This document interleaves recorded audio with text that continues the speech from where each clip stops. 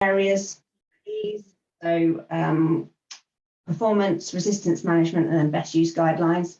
You'll just see that it's just popped up on your screen that we're going to record the session, just so that anyone that couldn't make it for this specific time will also be able to watch this back. So if you can just click on the message that pops up, that would be great. Of course, if you have any other questions that we're not answering today, please feel free to drop these into the chat. We're more than happy to incorporate those and answer them at the end. Anything else? And I think we've also applied for some basis points for the session. So when we have that number, then we'll make sure to send that on to you. I don't think we've got it quite yet, but we should have that shortly and we'll send it on. I think that is everything I needed to say. So I'll hand over to Andy and we'll get going with the questions. Thanks, Mel. Good morning, everybody. Let's go straight into this then. So this is a section on performance of Arizona. Question here, does Arizona consistently show a benefit in the program? I just thought I'd share some data here over 4 years of trials. So this is basically looking at what is the benefit of adding Arizona at T1 at 1.5 litres per hectare to aviator. I mean, we started this back in 18, so we chose aviator at the time and we just carried it on through. That's the T1. The T2 is then a pretty robust azole, SDHI, folpet across the board. So we're really looking at what's the difference from adding 1.5 litres of Arizona at T1. And you can see there from those 29 trials that we got an average of 0.26 tonnes from the 1.5 litres of Arizona added into the program. And if you do the spread across those results, one of these piano graph things, you can see there that the you know, how all those results split to come up with that mean of 0.26. You know, this is trials. Over lots of trials, you will always get ones that are positive and some that are negative, but I think it just shows that the split there is very much biased towards a positive response. That line is where the mean sits, and it works out at current prices as a £37 additional profit, as I say, based on current prices in terms of margin. What about a benefit to stronger chemistry? I mean, we're looking there at you know, azole SDHI that's been around a while. What about stronger chemistry and adding Arizona? We've been working with Revistar for a couple of years while we've been able to, and looked in our trials base from 20 and 21 and looked at 19 trials where we could look at the yield benefit from the addition of 1 litre of Arizona to 1 litre of Revistar at T2.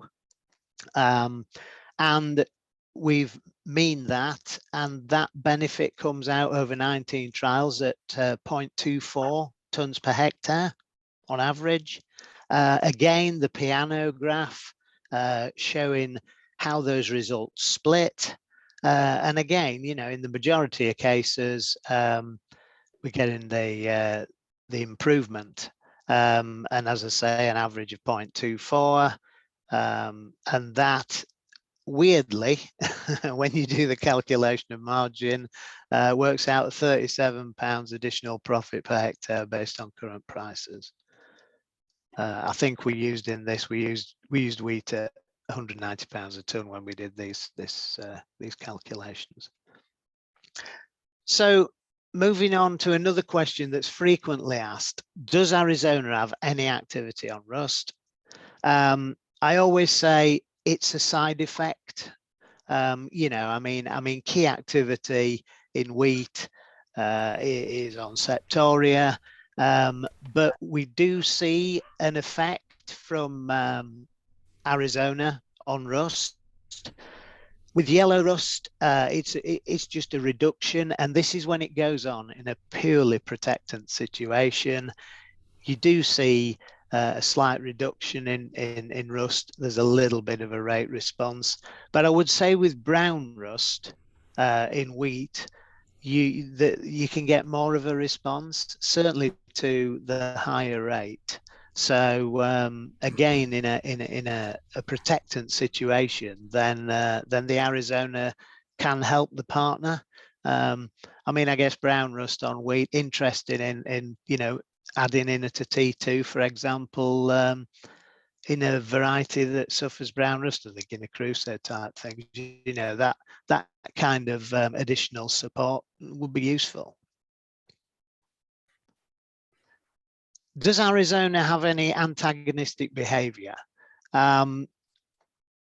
We can say from lots of work we've done that Arizona does not interfere with the activity of curative partners, so it doesn't affect the uptake of partner products such as azoles and SDHIs. I think if we think back to chlorothalonil was a fantastic molecule. I can only think of perhaps one Achilles heel it had, in that it could be antagonistic to some partners and just slow them down a little bit in their curative activity.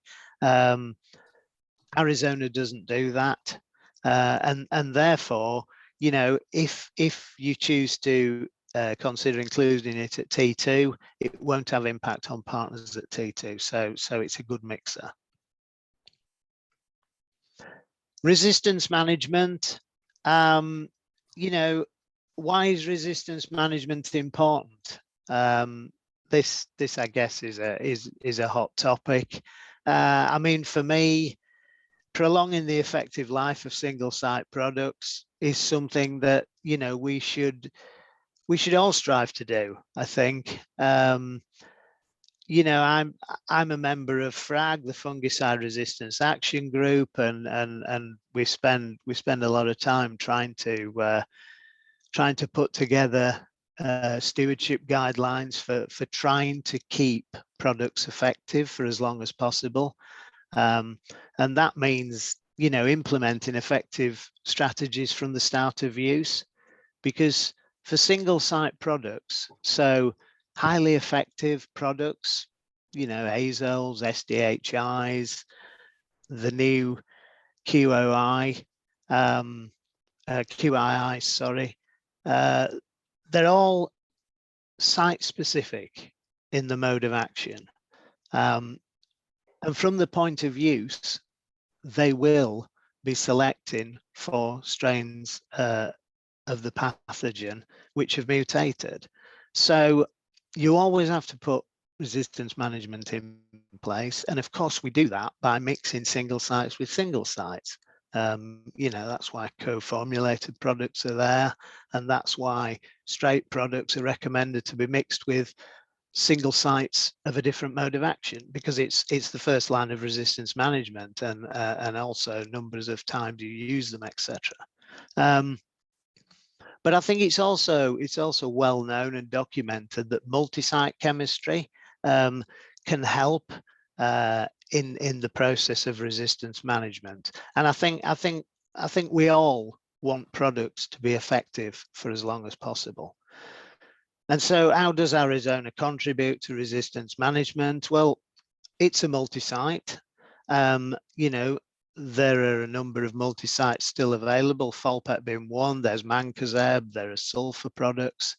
It's a multi-site because it's acting on multiple biochemical pathways within the fungus. Folpet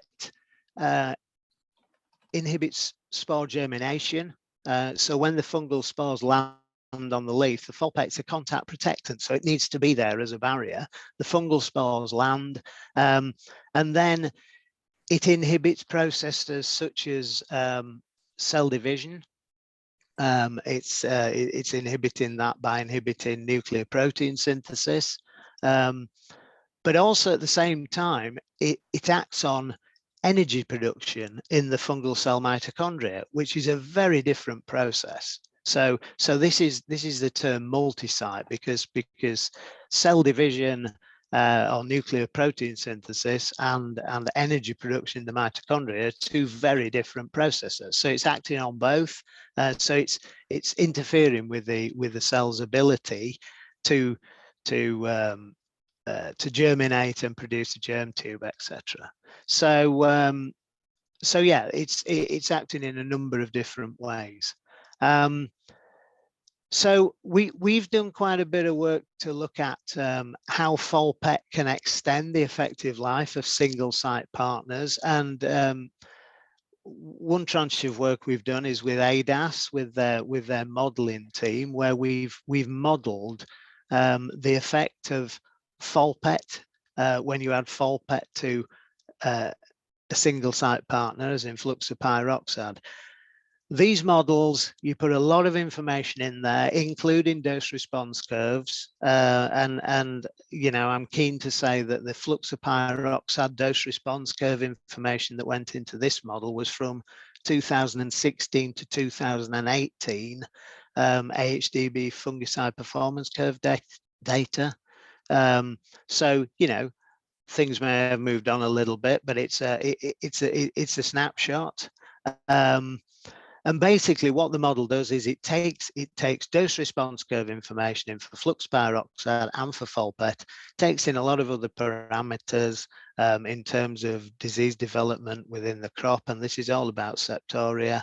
And it also takes into account upper canopy leaf area loss just due to natural senescence. So it sets a bar for the product controlling the disease to quite a high level, and it sets that at no less than 5% loss of healthy leaf area in the upper canopy. So it's quite a high bar, but I mean we do strive to keep upper leaves clean of disease. So then what it does is it looks at application rates, and you can see on the x-axis, on the bottom axis, we've got grams per hectare of fluxapyroxad.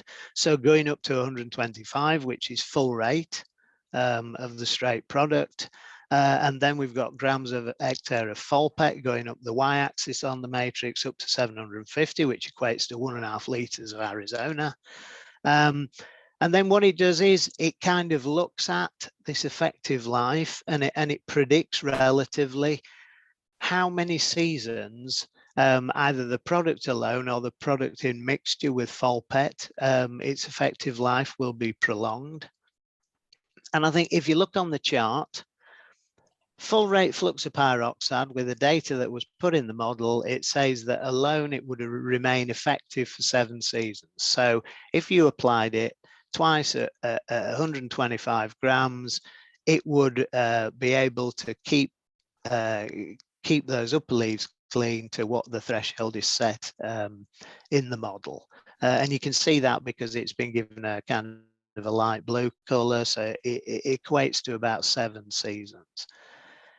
Now, mixing it with full rate folpet will roundabout, it's predicting, will double its effective life, because if you look on there, it's a kind of a light mustard color, which on the key on the left hand side equates to about 13, 14 years, something like that.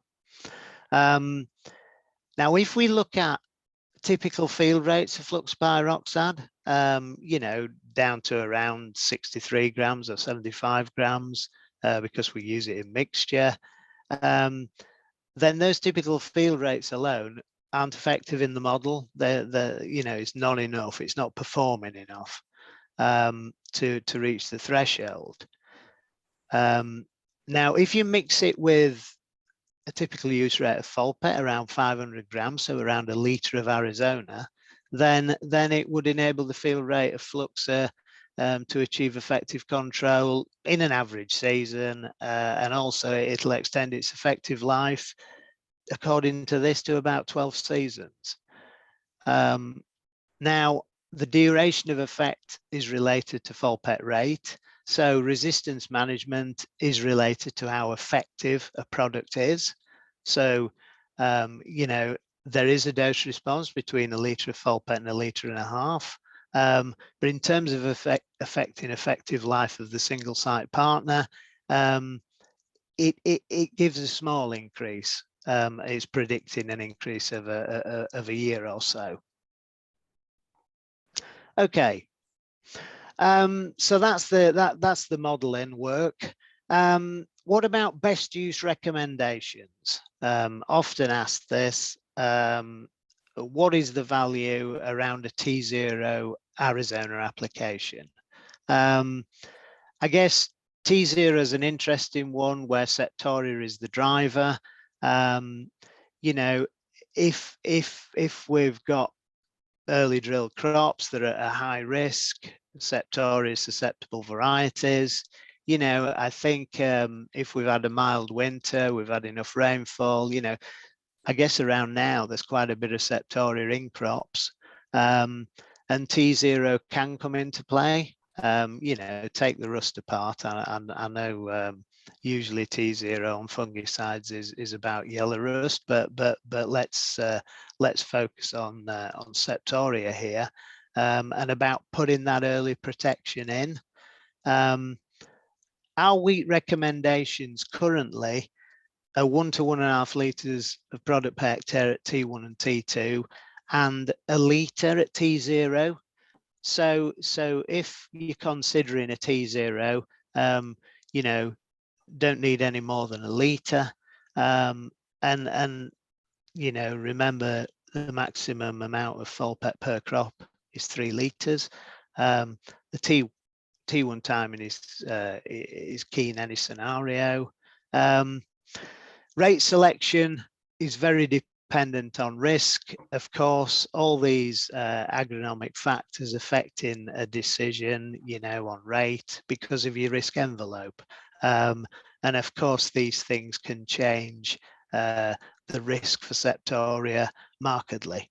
One thing I would say about T0 is in high risk situations where you're wanting to build in protection early, you know, folpet is a contact protectant, so keeping ahead of the disease or putting a level of protection in, you know, it's that risk management about when you come to T1, you know, how will the disease that's in the crop have developed, and also can you guarantee that you'll get your T1 timing right, because of course, you know, we get the most out of fungicides when they're timed correctly.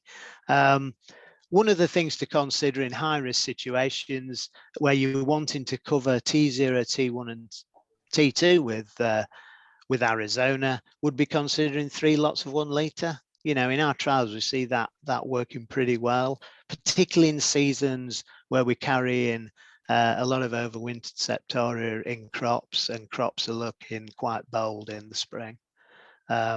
And I always say consider Arizona at the first fungicide application in any crop. What's the benefit or difference of going 3 lots of 1, which I've just spoken about, or 2 lots of 1.5? So, you know, getting 3 litres across the crop of wheat, is it best to go 3 lots of 1 or 2 lots of 1.5? I've just got some data here to show you. This is on a crop of wolverine over in East Anglia in 21. And you can see that we have an Elaticera T1 and a Revistar at T2 program with tebuconazole going on at T0. And what we've done is we had the Arizona in with the Elaticera at T1, and then we've looked at adding in Arizona at T0 and T1, and then we've got the approach of covering with a litre of Arizona at each time in with the partners. And from a Septoria point of view, you can see that that the best reduction in disease was from the 3 lots of 1. And I think looking at green leaf area, I visited this trial a lot last year. It was a really, really good, clear trial. And you could see here is green leaf area on leaves 1 and 2. And you could clearly see the benefit of the preservation of green leaf area, where you had more Arizona in the program, and certainly the 3 lots of 1. And it's actually quite interesting because, you know, we had a really dry April. So you may have expected that early application of folpet to have been, you know, negated a bit, the effect, but it really did carry through with 3 lots of 1. And if we go to yield on that trial, again, you know, we're getting modest yield improvements translating through to margin benefits, and you can see that with the 3 lots of 1, you know, it was the best approach and the best margin. Just that this issue of 3 litres of Arizona across the crop, is it better to go 2 lots of 1.5 at T1 and T2, or 3 lots of 1 across the program? It's very much on a case-by-case basis, and you know, the individual risk envelopes, field by field. We got yield here across 4 trials last year, and you can see here that we had a light T1 based around prothioconazole, and then from over on the far left we've got the untreated, obviously. Then we've got the prothio Ascra program. Then we're adding in a litre of Arizona, and then we're building the Arizona, so we've got 2 lots of a litre. And then we go to 2 lots of 1.5. So we put the 3 litres across the 2 time-ins, and then the 3 lots of 1. Now here, the 2 lots of 1.5 as the edge, they're pretty close. You know, again, could have been an effect of having such a dry start to the season that actually the 2 lots of 1.5 a bit later was more appropriate to the conditions in 21.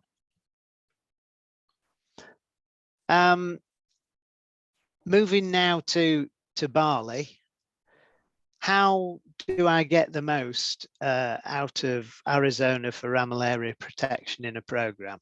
I think it's you know, it's key to say here that that on label, the disease on label is Rhynchosporium.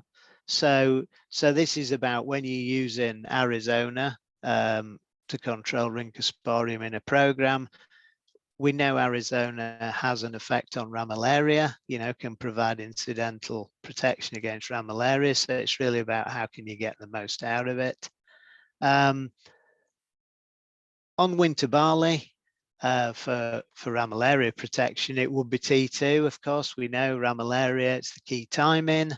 And I would say 1 to 1.5 litres of product per hectare in with partners. That's the key time-in. We have looked at a number of different options, and we continue to work with this because ramularia is a very challenging disease, and the interaction between the environmental conditions, the stress levels within the plant, you know, the disease interactions, it can be very difficult to predict. Very much the timing of the main expression of symptoms, etc. Sometimes it comes in earlier, sometimes it's a little bit later. So different approaches are different in different seasons. They seem to be optimized. Option 1 on here, we have seen an uplift by using a programmed approach. So in programs where we're going at T1 for Rhynchosporium protection starting in the program, we've seen a benefit from that early application in the program with a follow-up at T2. We saw that markedly in Ireland a couple of years ago, where they probably got a slightly earlier ramularia infection, and it was significantly better than just going at T2. We've also looked at what about going with the first split around the Ethafon timing, and then going, you know, the T1.5, that growth rate timing in winter barley, and then going at T2, and also going at T2, and then maybe you know, examining delayed application as well, following up 7 to 10 days later, but before the cutoff of 59. So we've looked at various things with various degrees of success.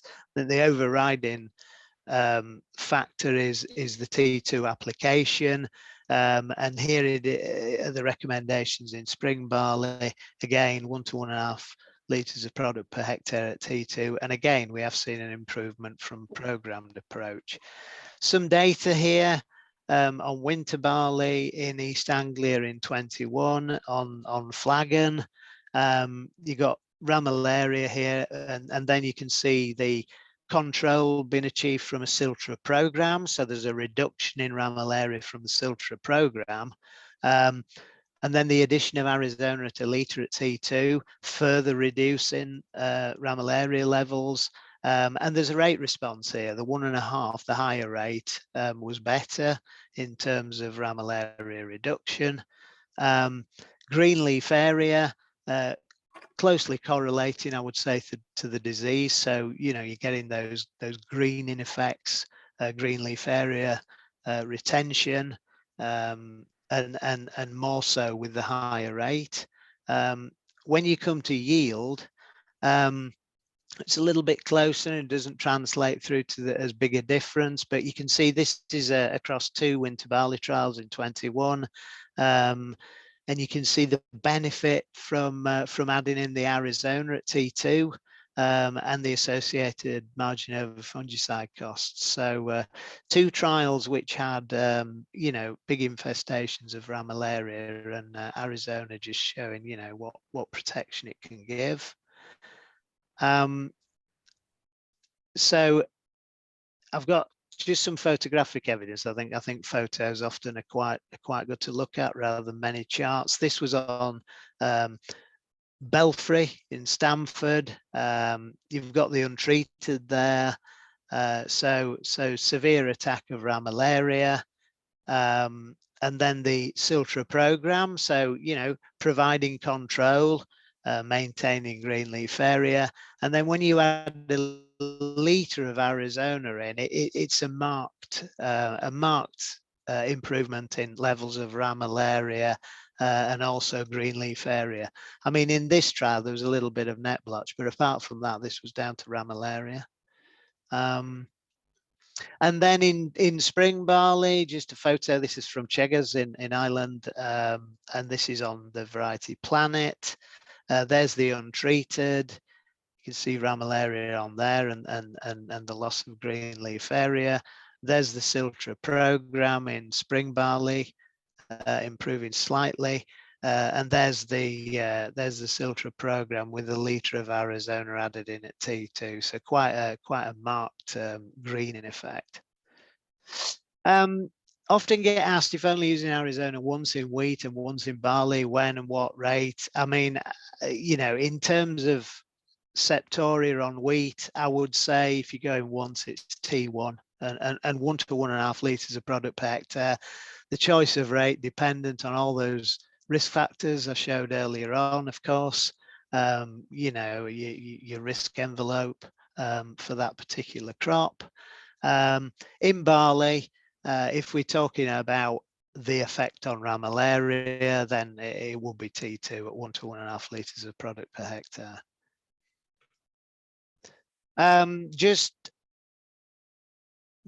We've got some further questions here.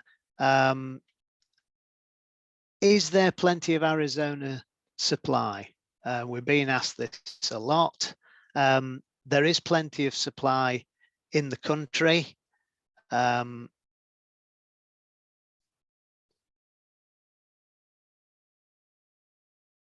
Yes, so there's plenty of supply in the country, so there's no problem there. We've you know, we've taken great efforts to make sure that it's here and it's available. So you shouldn't worry about getting hold of it.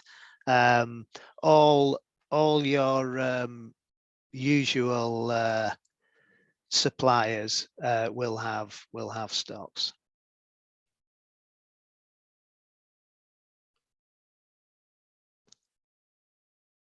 Okay.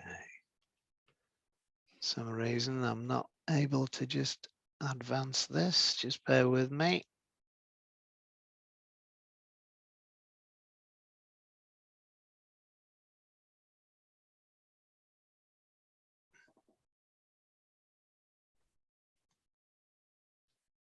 There we go. So as I say, it's widely available across all key customers. What's the future for Arizona? I think what we're going to do, we have application pending to get Ramularia on the label. That's in with CRD. We're hoping that they can get that evaluation done and the authorization through as soon as possible, but I would say it probably won't be for 22, but we're hoping to have that in time for the 23 season. So we're doing that.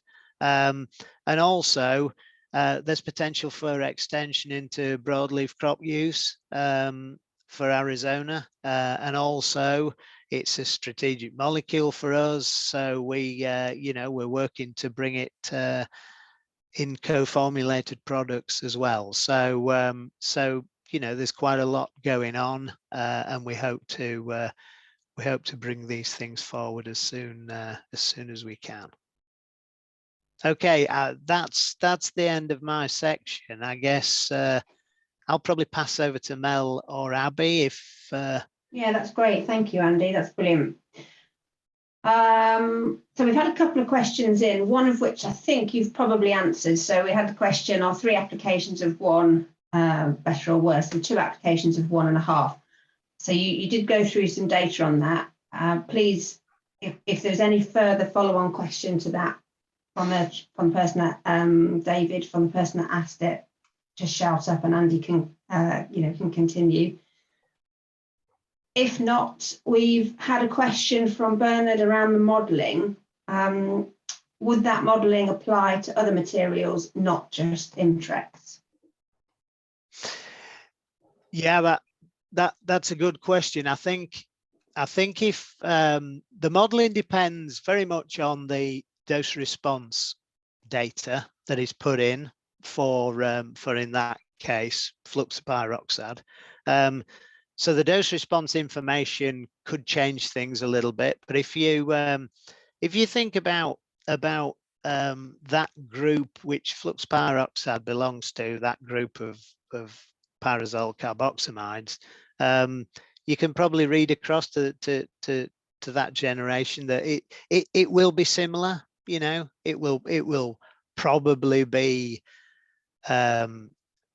similar for things like, although we haven't done this, I have to stress we haven't done it, but I think you could read across to similar products such as bixafen, solatenol, etc. Because they're all of a type. They all came out around the same time. They're probably pretty similar.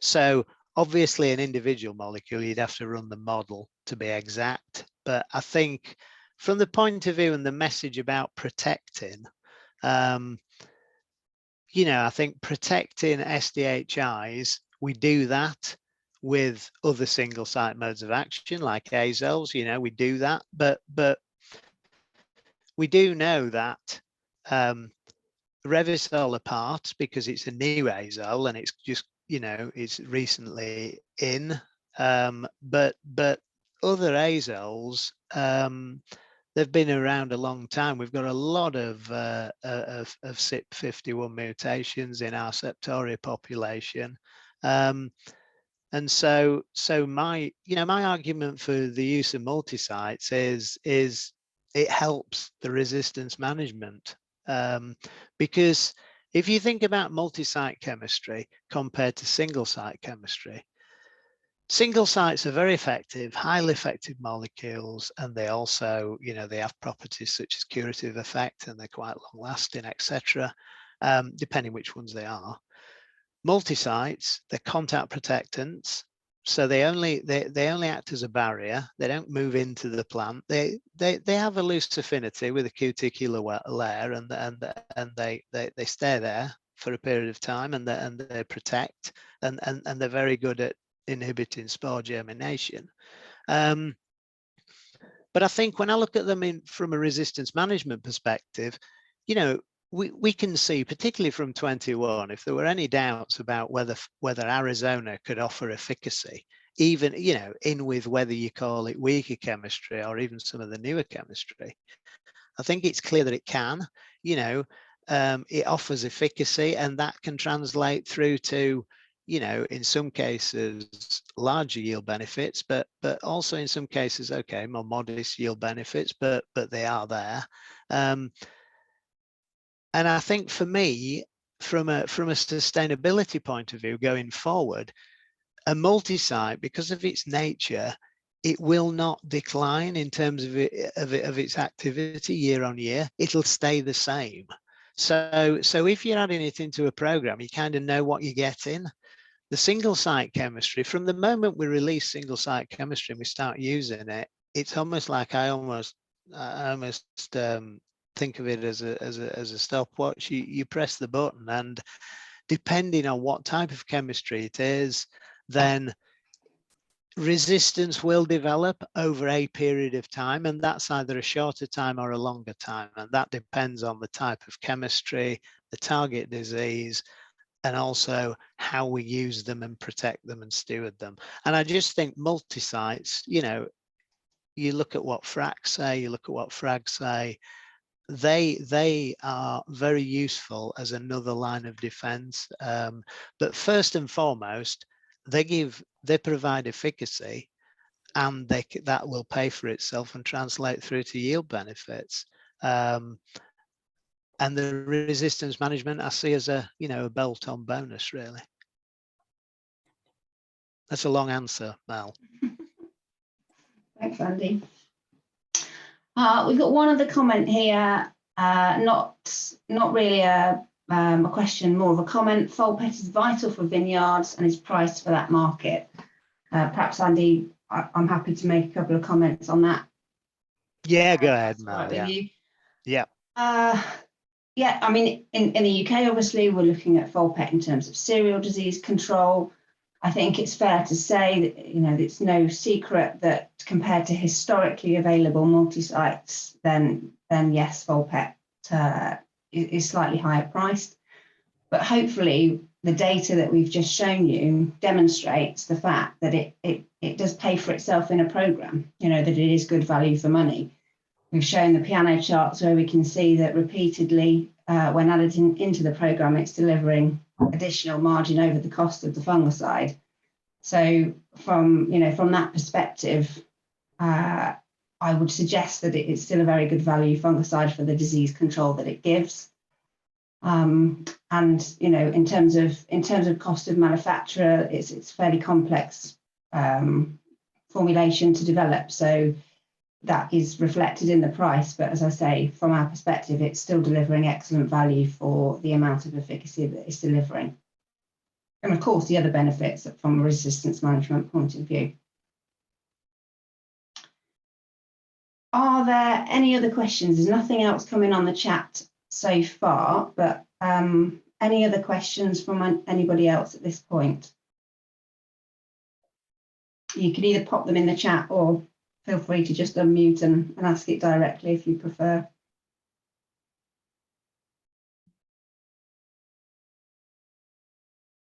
No. Okay. We'll call it to a close then. Thank you very much for attending. I hope that was useful. We have recorded the session, as I mentioned at the start, so we'll send that around, and feel free to send that on to anybody that may not have been able to attend. But thanks again, and have a good rest of the day. Thank you. Thank you very much.